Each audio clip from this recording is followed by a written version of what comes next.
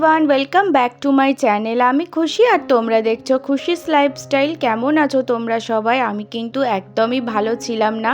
আর আমার এই ভালো না থাকার কিন্তু অনেক কারণ আছে। কারণ কি, ছোট ছোট দুটো বেবি আছে, তাদের না খুব শরীরটা খারাপ যাচ্ছে, সেই জন্য একদম ভালোই থাকছি না। আমি কি বলবো। আর এই ভিডিওটা আমি কবে শ্যুট করেছি জানো? যেদিন প্রচুর পরিমাণে বৃষ্টি হচ্ছিল, সেই দিনকে কিন্তু মা খিচুড়ি রান্না করেছিল। চিকেন ছিল খানিকটা, সেটা দিয়ে কিন্তু খিচুড়ি করেছিল, চিকেন খিচুড়ি। আর তার সাথে ডিমের অমলেট আর বেগুন ভাজা ছিল। তো সেই দিনের ভিডিওটা করেছিলাম, আর দেওয়ারই সময় পাচ্ছি না। কি বলবো, তোমাদের পরিস্থিতিটা এতটাই খারাপ যাচ্ছে। তো যাই হোক, আজকে কিন্তু ভিডিওটা তোমাদের সাথে শেয়ার করছি। আর আকাশে কিন্তু এখন ভালোই রোদ দিচ্ছে। এখন কিন্তু বৃষ্টির পরিমাণটা অনেকটাই কমেছে। আবার বলাও যায় না, দেখবো আজকে বলছি কালকে থেকে আবার মুষলধারে বৃষ্টি চালু হয়ে যাবে। তো দুপুরে দেখতেই তো পেলে খিচুড়ি হয়েছিল। আর সন্ধ্যাবেলায় কিন্তু বাপি বলছে যে আজকে লুচি আর আলুর তরকারি খাবে, কারণ খিচুড়ি তো খেতে ভালোবাসে না অত। সেই জন্য সৌম্যও একদমই পছন্দ করে না, রাত্রিরে তো ওরা খাবে, সেই জন্য বলছে কি খিচুড়ি খাবে না আর লুচি আলুর তরকারি খাবে। সেই জন্য কিন্তু মা তরকারিটা বসিয়ে দিয়েছে। এদিকে কিন্তু আমি ময়দাটাও মেখে নিচ্ছি। সৌম্য বলছে লুচি খাবে না, পরোটা খাবে। মায়ের হাতের কিন্তু পাতলা পাতলা পরোটাগুলো খেতে অসম লাগে, তোমাদেরকে কি বলবো। তো বাপি পরোটাটা অত ভালোবাসে না, সেই জন্য লুচিটা বেশি ভালোবাসে। বাপিকে লুচি করে দেবে প্রথমে, তারপরে কিন্তু সৌম্যর আর আমার জন্য পরোটা ভাজবে মা। আর এই যে ময়দা মাখাটায় কিন্তু সাদা তেল দিয়ে একটু মাখিয়ে রেখে দিলে কিন্তু অনেক নরম হয় লুচি পরোটা খেতে। তো তোমরাও ট্রাই করে দেখতে পারো, সবাই হয়তো জানো, তো তাও আমি বললাম। আর এদিকে দেখো, কৃষ্ণার জন্য হার কিনেছে, আর এটা কিন্তু হাতের ব্রেসলেট কিনেছে। কি সুন্দর লাগছে দেখতে, তোমাদের সাথেও শেয়ার করছি। আর এটা দেখো পায়ের হচ্ছে মল টাইপের কেনা হয়েছে গোপালের জন্য।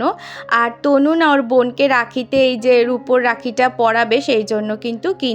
তো ওদের গোপালকে কিনে দিয়েছে এসব জন্মাষ্টমীর জন্য। এখন থেকে কিন্তু কেনাকাটি স্টার্ট করে দিয়েছে। তো আমিও ভেবেছি গোপালের জন্য একটা ডিজাইনার ড্রেস কিনে দেবো। জন্মাষ্টমীর জন্য কিন্তু আমরা সবাই ভীষণ এক্সাইটেড, দুজনকে কৃষ্ণা সাজাবো এটাও তো ভেবেই রেখেছি। আর এই যে দেখো, গোগলের না একটু একটু জ্বর আসছে মাঝে মাঝে, সেই জন্য ওকে ফুল হাতা পরিয়ে রেখেছিলাম। ওয়েদারটাও যেহেতু চেঞ্জ হচ্ছে, ওয়েদারটা না ভীষণ খারাপ, বড়দেরই জ্বর হচ্ছে। সৌম্যর তো জানোই কিছুদিন ভীষণ জ্বর ছিল, তাও ছেলেদেরকে কিন্তু একটুও কোলে নেয়নি, কিন্তু তাও জানো তো গোগলের জ্বর এসে গেছে আর ভীষণ সর্দি কাশি হয়েছে। ভয় লাগে জানো, গোগলের থেকে গুবলুরও মনে হয় হয়ে যাবে, সেই জন্য ওকে একটু দূরে দূরেই রাখছি। কিন্তু কি করব বলো, যেহেতু ওরা জমজ, সেই জন্য হয়েই যায়, আগে আর হোক আর কি পরে হোক। আর বাপির জন্য দেখো লুচি ভাজা কিন্তু হয়ে গেছে। বাপি একটু কড়া ভাজার লুচি ভালোবাসে, আর একদম কিন্তু ফুলেছে, কিন্তু দেখেই বেশ ভালো লাগছে। খেতেও কিন্তু খুব ভালোই হবে মনে হচ্ছে। আর বাপি তো হচ্ছে আমাদের পুরনো বাড়িতে থাকে, মানে আমাদের এই ফ্ল্যাট থেকে একটুখানি গেলেই কিন্তু বাড়ি আছে একটা, কিন্তু ওখানে এত বেশি জল জমে না, সেই জন্য আমরা থাকতে পারি না। বাচ্চা নিয়ে যাওয়া আসা করাটাও মুশকিল হয়ে যায়, ওই জন্য আমি এলেই মা কিন্তু ফ্ল্যাটে চলে আসে, এখানে কিন্তু থাকি। আর বাপি কিন্তু রাত্রিরে খাবার নিয়ে ওখানে চলে যায়। আর গুবলু না ঘুমিয়েছে, এই ফাঁকে সৌম্য বলছে নখগুলো কেটে দিও। তো জেগে থাকলে একদম নখ কাটাই যায় না, এই মুহূর্তে ঘুমিয়েছে বলে বলছে তাড়াতাড়ি করে নখগুলো কেটে দিই। এদের নখ এত তাড়াতাড়ি বড় হয়, মানে প্রত্যেক সপ্তাহতেই না নখ কাটতে হয়। আর নখগুলো কি ধার হয়ে যায়, যেন মনে হয় কি কিছু কেটে যাবে।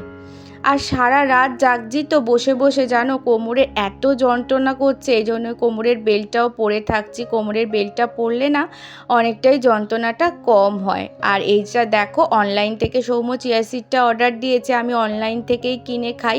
চিয়া সিডটা খেলে কিন্তু গ্যাস অম্বলও দূরে হয়, আর এই যে পেটটা যে আমার অনেকটা বেড়ে গেছে, সেটাতেও কিন্তু অনেকটা হেল্প করে। সেই জন্য রাতে ভিজিয়ে রাখি 1 চামচ, নর্মাল জলে ভিজিয়ে রাখি, তারপরে কিন্তু পরের দিনকে সকালবেলাতে একটুখানি গরম জল মিশিয়ে চিয়া সিডটা খেয়ে নিই। আর একদিন জানো সেটাও খাওয়া হয় না, এমন পরিস্থিতি হয়ে গেছে। বাচ্চাগুলো না দাঁত উঠবে, কে যেহেতু 8 মাস কমপ্লিট হয়ে যাচ্ছে, এবার না দাঁতের মাড়িটা শিরশির করছে প্রচণ্ড, সেই জন্য ওরা প্রচণ্ড অস্থির হয়ে যাচ্ছে, কোনো কাজ ঠিক মতন করতে দিচ্ছে না। ওদেরও মাড়িটা এত বেশি মনে হচ্ছে ব্যথা করছে। তো ডক্টরের কাছেও গিয়েছিলাম, ডক্টর বলল যে এটা তো এই সময়তে হয়, কোনো রকমই লোশন দিতে পারবো না আমি, এটা কিন্তু আপনা আপনি ঠিক হয়ে যাবে। বিছানার চাদরটাও কিন্তু চেঞ্জ করে নিলাম সকালের দিকে, একদম সময় হয় না, তো রাত্রিরেই ভাবছি চেঞ্জ করে নিই, এখন একটু কাজের চাপটা কম আছে সেই জন্য। আর জানো তো ইউটিউবের ভিডিও আমার কেনই দেখবে বলো, যেহেতু আমি একদিনকে দিই ভিডিও আরেক দিন দিই না এরম করে, কিন্তু আমার একদমই ভিউজ আসে না। যদি আমি কন্টিনিউ দিতে পারতাম তাহলে হয়তো আমারও ভিউজ আসতো, কিন্তু কি করব বলো, দুটো বাচ্চা নিয়ে এই মুহূর্তে না আমি পেরে উঠি না। আমারও মন চায় ভিডিওটা তোমাদের সাথে শেয়ার করি, হয়তো ভিডিও করেও রাখি, কিন্তু না এডিট করা, ভয়েস দেওয়া এই সমস্ত কিছু হয়েই ওঠে না। তাই জন্য আমার বন্ধুদেরকে আমি সবসময়তেই মনে করিয়ে দিই যে আমার চ্যানেলটা সাবস্ক্রাইব করে রাখো, যারা যারা আমার চ্যানেল আমার ভিডিও দেখতে ভালোবাসো, আর বেল আইকনটাও প্রেস করে রাখো, তাহলে না ভিডিও দিলেই তোমাদের কাছে নোটিফিকেশান চলে যাবে, তাহলে তোমরাও বুঝতে পারবে যে আমি ভিডিও দিয়েছি। অনেক সময়তে সকালে দিই, আজকে যেমন সকালে দিতে পারিনি, তাই জন্য সন্ধেবেলাতেই ভাবছি ভিডিওটা আপলোড করে দিই। সেই জন্য না কোনো সময় দিই কোনো সময় দিই না, সেটা যদি তোমরা সাবস্ক্রাইব করে রাখো তাহলে তোমরাও কিন্তু বুঝতে পারবে। আর আমাকে কিন্তু কমেন্ট করে জানাবে যে আমার ভিডিও তোমাদের কেমন লাগে, আর যদি ভালো লাগে একটা লাইক করো কিন্তু, আর চ্যানেলটাও সাবস্ক্রাইব করে পাশে থেকো আমার।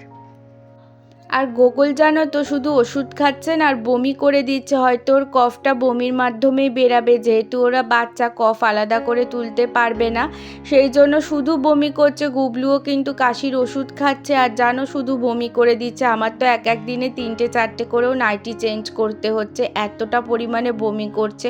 খাওয়াতে বসছি আর বমি করে দিচ্ছে, একদম মন মেজাজটা ভালোই লাগছে না এরকম করে। আর রাত্রিরে সৌম্য নিয়ে দুজনকে বসে আছে, আর আমি ভাবছি তাড়াতাড়ি করে খেয়ে নিই। আর তোমাদেরকে এর পরের ভিডিওটা তো আর দিতেই পারিনি, খেতে জাস্ট বসেছিলাম আর বমি করে দিয়েছে গোকুল জানো। আমার ভিডিও এখানেই শেষ করলাম, টাটা সবাইকে।